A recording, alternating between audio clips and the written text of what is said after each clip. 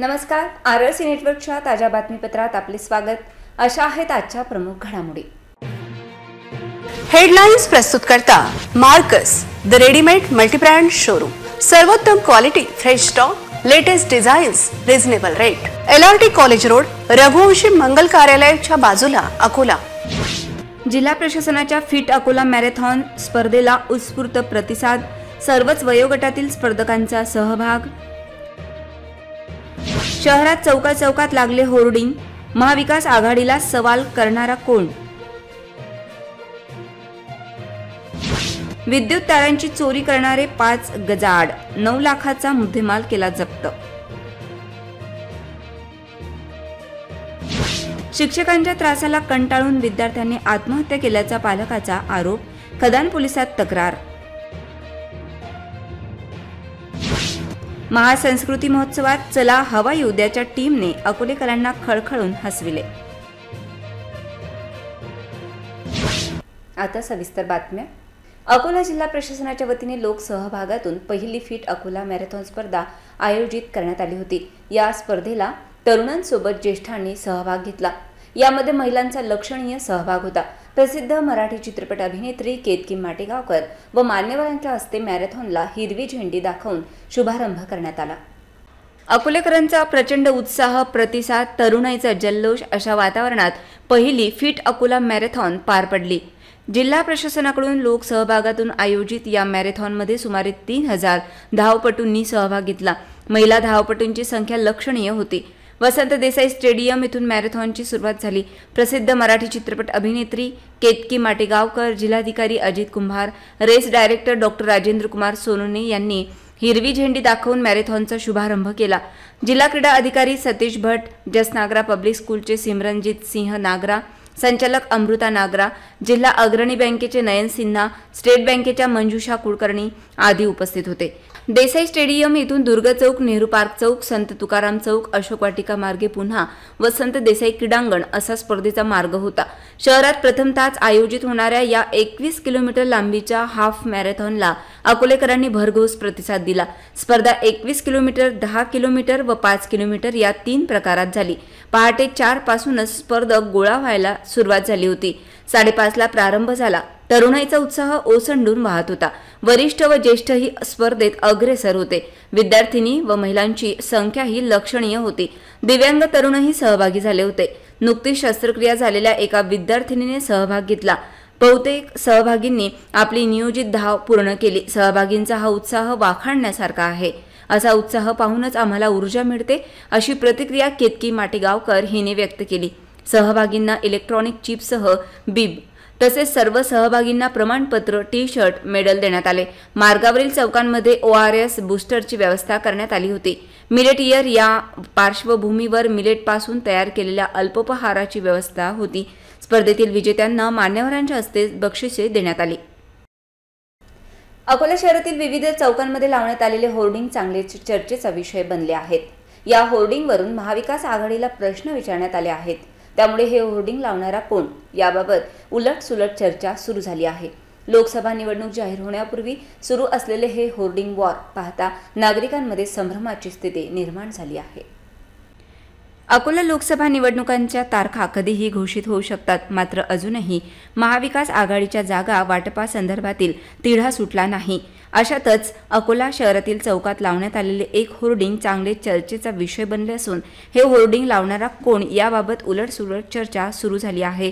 या होर्डिंगच्या माध्यमातून अकोलेकरांनी म्हटले की महाविकास आघाडी जर वंचित बहुजन आघाडीसोबत आहे तर 2 फेब्रुवारीपासून 27 फेब्रुवारीपर्यंत अंतर्गत बैठका आणि चर्चेतून वंचितला दूर का ठेवले याचे उत्तर द्या. वंचित बहुजन आघाडी जर महाविकास आघाडीचा भाग असेल तर अकोला लोकसभा मतदारसंघातून प्रकाश आंबेडकर यांच्या उमेदवारीला महाविकास आघाडीने पाठिंबा का जाहीर केला नाही?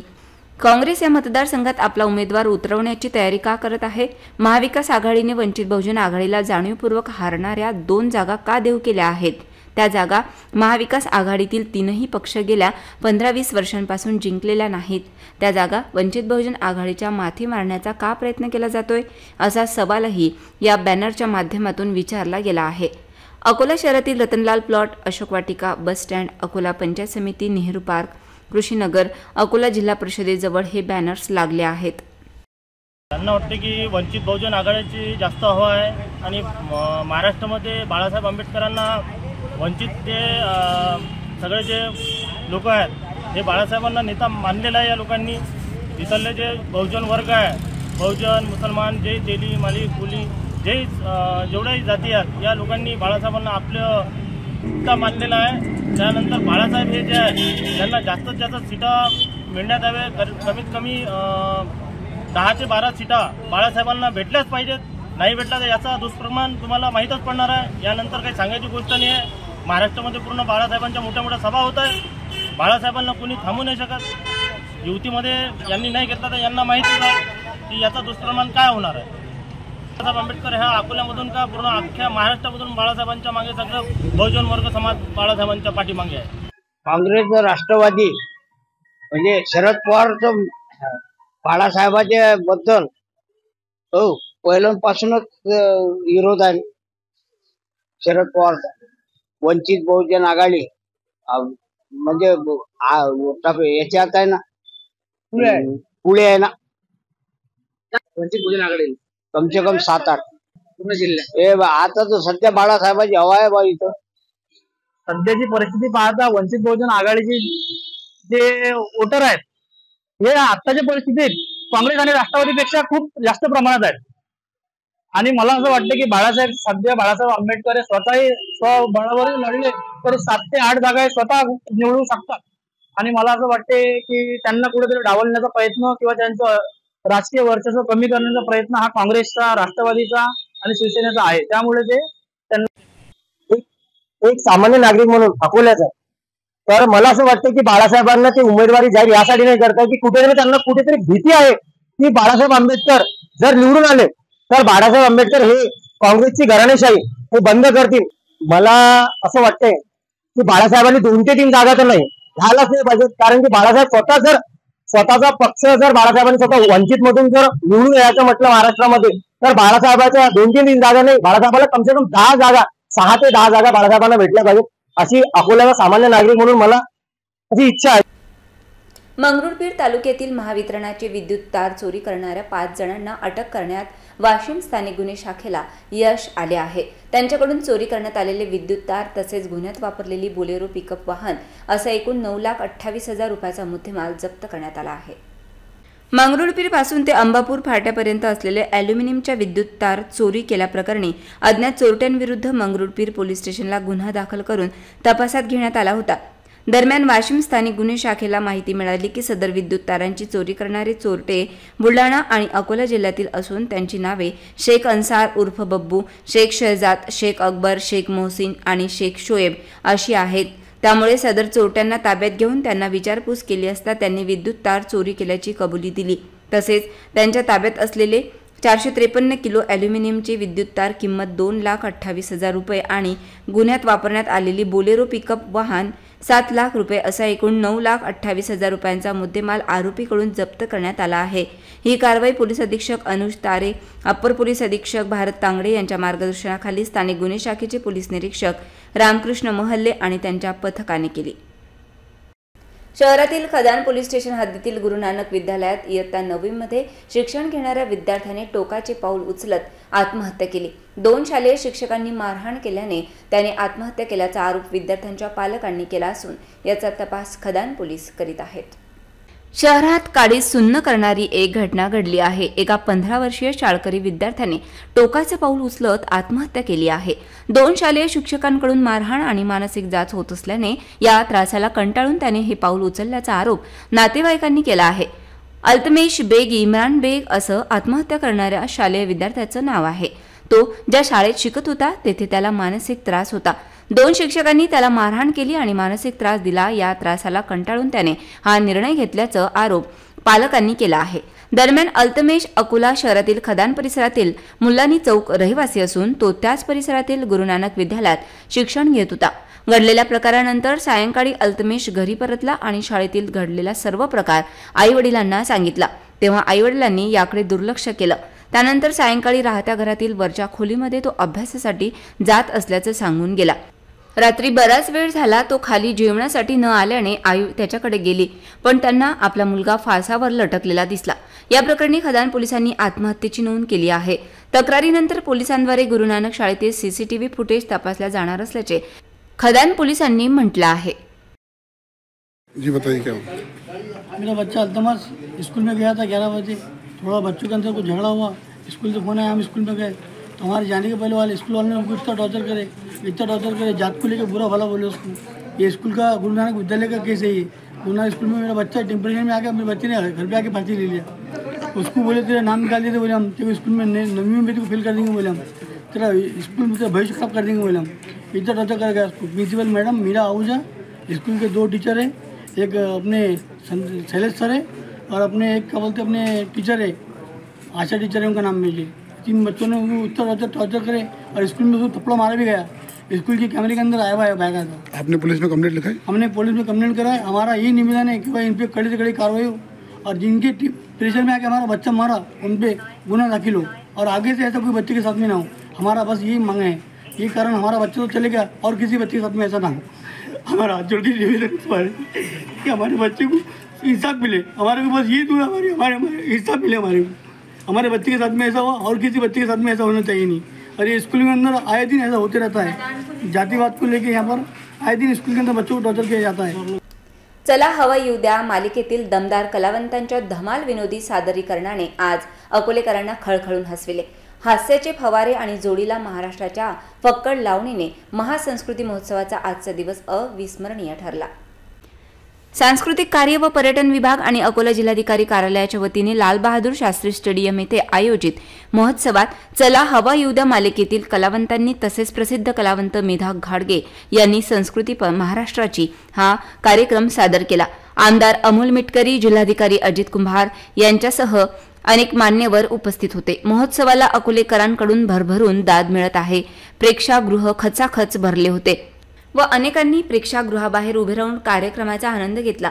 प्रसिद्ध मराठी कलावंत कुशल बद्रिके, श्रेया बुगळे, भारत गणेशपुरे, सागर कारंडे, योगेश शिरसाट, अंकुर वाळवे, स्नेहल सिद्धम, रोहित चव्हाण या कलावंतांनी उपस्थितांना खळखळून हसविले। हवालदाराच्या भूमिकेत कुशल बद्रिके यांचा व पाठोपाठ गातू उखाणे या भूमिकेत श्रेया बुगळे यांचा मंचावर प्रवेश होताच रसिकांनी टाळ्यांनी प्रेक्षागृह दणाणून सोडले।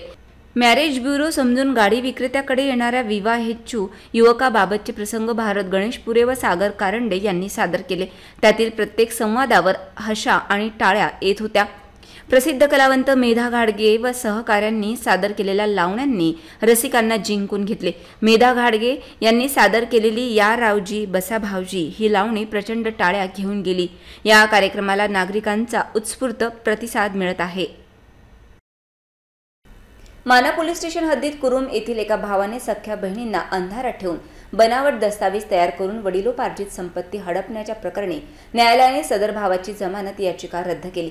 या प्रकरणात माना पोलीस स्टेशनला विविध कलमान्वये गुन्हा दाखल करण्यात आला होता। आई वडिलांच्या मृत्यूनंतर कायदेशीर वारस असणाऱ्या आपल्या बहिणींना त्यांच्या हक्कापासून वंचित ठेवून बनावट दस्तावेज तयार करीत वडिलांची संपत्तीपासून वंचित ठेवणाऱ्या भावाविरोधात माना पोलीस स्टेशनमध्ये तक्रार दाखल करण्यात आली होती। अकोला शहरातील दहीहंडा वेस रहिवासी 55 वर्षीय महिला अफरोज जहां अय्याज अहमद, माना रहिवासी तिचा भाऊ अब्दुल इर्शाद अब्दुल रफीक यांच्या विरोधात बहिणींना हक्कापासून वंचित ठेवून वडिलोपार्जित असलेली मालमत्ता हडपण्याचा आरोप केला होता। अब्दुल इर्शाद अब्दुल रफीक याने वारसदार बहिणीच्या नावाचे बनावट हक्क सोडपत्र तयार करून वडिलोपार्जित संपत्ती आपल्या व परिवाराच्या सदस्यांच्या नावावर केली। पोलिसांनी अब्दुल इर्शाद याच्या विरोधात विविध कलमान्वये गुन्हा दाखल केला होता। तक्रारकर्त्या अफरोज जहां यांनी आरटीआय माहितीच्या अधिकारात सर्व माहिती मिळवल्यानंतर ही बाब समोर आली। या प्रकरणात कायदेशीर वारसांना अंधारात ठेवून बनावट दस्तावेज तयार करीत अब्दुल इर्शाद याची जमानत या ठिकाणी न्यायालयाने रद्द केली आहे। विद्यमान अतिरिक्त मुख्य न्यायाधीश विविध गवाणे यांच्या न्यायालयात तक्रारकर्ता यांचे वकील ॲडव्होकेट मोतीसिंह, ॲडव्होकेट नजीब शेख यांनी प्रभावीपणे बाजू मांडली। त्यामुळे न्यायालयाने अब्दुल इर्शाद अब्दुल रफीक यांची जमानत याचिका रद्द केली आहे। जुने शहरातील मोरणा नदी काठावर असलेल्या पंचमुखी हनुमान मंदिर परिसरात भव्य स्वामीनारायण मंदिराचे निर्माण कार्य करण्यात आले असून यामध्ये श्री राधाकृष्ण, श्रीराम दरबार व इतर देवी देवतांच्या मूर्त्यांची प्राणप्रतिष्ठा करण्यात येणार आहे। या मूर्त्यांची शोभायात्रा शहरातील प्रमुख मार्गावरून काढण्यात आली। या मिरवणुकीमध्ये मोठ्या संख्येने नागरिकांनी सहभाग घेतला। जुने शहरातील मोरणा नदीच्या काठावर असलेल्या पंचमुखी हनुमान मंदिर परिसरात भव्य स्वामीनारायण मंदिर उभारण्यात येत असून ज्याप्रमाणे देश विदेशात स्वामीनारायण मंदिरे बांधण्यात आली आहेत त्याच पद्धतीने या अत्यंत आकर्षक मंदिराचे काम जवळपास पूर्ण झाले आहे। या मंदिरात स्थापनेसाठी श्री राधाकृष्ण, श्रीराम दरबार, गणेशजी, लक्ष्मीनारायण आदींच्या आकर्षक मूर्ती गुजरातमधून आणण्यात आल्या असून या मंदिरात आज मूर्त्यांची प्राणप्रतिष्ठा होणार आहे। त्यापूर्वी या सर्व मूर्त्यांची भव्य मिरवणूक शहरातील प्रमुख मार्गावरून काढण्यात आली। या मिरवणुकीत कलश घेऊन महिला मोठ्या संख्येने सहभागी झाल्या होत्या। या मूर्ती आकर्षक सजवलेल्या रथांवर ठेवण्यात आल्या होत्या। ढोल ताशाच्या गजरात निघालेल्या या मिरवणुकीत शेकडो नागरिक सहभागी झाले होते। मिरवणुकीत उंटाच्या भूमिकेत चालत असलेल्या एका व्यक्तीने सर्वांचे लक्ष वेधून घेतले होते। पाहूया या शोभायात्रेची एक झलक।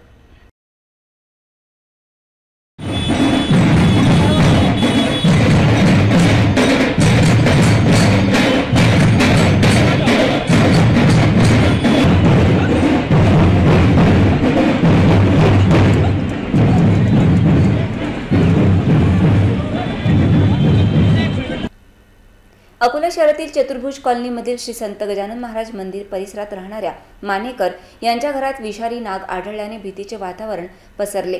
सर्पमित्राने या नागाला पकडून नागरिकांना भयमुक्त केले। अकोला शहरात शनिवारी रात्री 8 वाजता चतुर्भुज कॉलनी गजानन महाराज मंदिराजवळील मानेकर यांच्या घरात महाशिवरात्रीविषयी महिला व पुरुषांच्या मध्ये धार्मिक चर्चा सुरू असताना त्यांच्या घरात अत्यंत विषारी नागाने प्रवेश केल्यामुळे भीतीचे वातावरण पसरले होते। या संदर्भात परिसरातील नागरिकांनी तात्काळ सेवा देणारे सर्पमित्र तथा मानद वन्यजीव रक्षक बाळकाणे यांना माहिती दिली। त्यांनी त्वरित घटनास्थळी पोहोचून या विषारी सापाचा शोध घेत या मोठ्या नागास अडचणीतून पकडले। हा विषारी साप त्यांच्या घरातील दाट झाडीत गेला असता तर कठीण स्थिती निर्माण झाली असती। शेकडो विषारी साप सहजतेने टॉर्च उजेडावर पकडण्याचा अनुभव असल्यामुळे अशा ठिकाणी यांची सेवा फार मोलाची ठरली। साप व वन्यजीव वाचवण्यास विज्ञान व पर्यावरण संतुलनाची विचारधारा ह्या सर्व व्यक्तिविचारांच्या बाबी सापांच्या रक्षणास कारणीभूत ठरत असतात, असे मत बाळकाणे यांनी मांडले। या विषारी नागाला सुरक्षितपणे जंगलात सोडण्यात येणार आहे।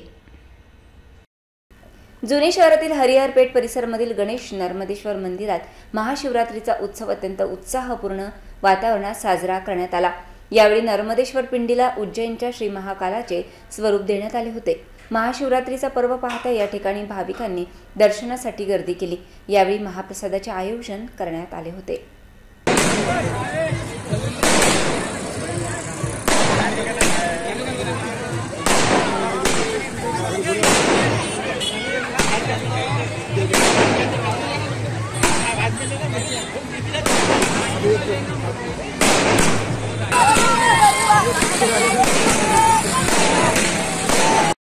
जुने शहरातील हरिहरपेठ परिसरात असलेल्या श्री गणेश नर्मदेश्वर मंदिरात महाशिवरात्री मोठ्या उत्साहात साजरी करण्यात आली। नर्मदेश्वर मंदिरातील श्री नर्मदेश्वर पिंडीला उज्जैनच्या श्री महाकाल प्रमाणे अतिशय आकर्षक पद्धतीने सजविण्यात आले। श्री नर्मदेश्वरजी पिंडीला रंगबेरंगी फुलांनी सजवण्यात आले। फुलांची ही सेज पाहण्यासाठी परिसरातील भाविकांनी मोठी गर्दी केली होती। अलीकडेच हे मंदिर बांधण्यात आले असून परिसरातील नागरिक व विशेष करून महिलांना शिवभक्ती व जलाभिषेकाची अत्यंत सोय झाली आहे। महाशिवरात्रीला या ठिकाणी महाआरतीचे आयोजनही करण्यात आले होते। यावेळी परिसरातील नागरिक मोठ्या संख्येने उपस्थित होते। महाआरतीनंतर उपस्थित सर्वांना साबुदाणा खिचडी व केळीचे वाटप करण्यात आले। यावेळी अतिउत्साही शिवभक्तांकडून फटाके फोडण्यात आले, आतिषबाजी करण्यात आली। संपूर्ण परिसर यावेळी बम भोलेच्या जयघोषाने दुमदुमून गेला होता। शिवरात्रीच्या दुसऱ्या दिवशी महाप्रसादाचे आयोजन करण्यात आले होते। याचा लाभ परिसरातील शेकडो नागरिकांनी घेतला। पुन्हा एक नजर टाकूया आजच्या प्रमुख घडामोडींवर। बातम्यांसाठी तुम्ही पाहत रहा RRC न्यूज। यूट्यूब चॅनलवर तुम्ही पण लाईक आणि सबस्क्राईब करा RRC डिजिटल अकोला हे यूट्यूब चॅनल। जगभरात कुठेही पहा RRC डिजिटल अकोला। पुन्हा भेटूया ताज्या बातम्यांसह, नव्या घडामोडींसह, नव्या बातमीपत्रात। तोवर नमस्कार।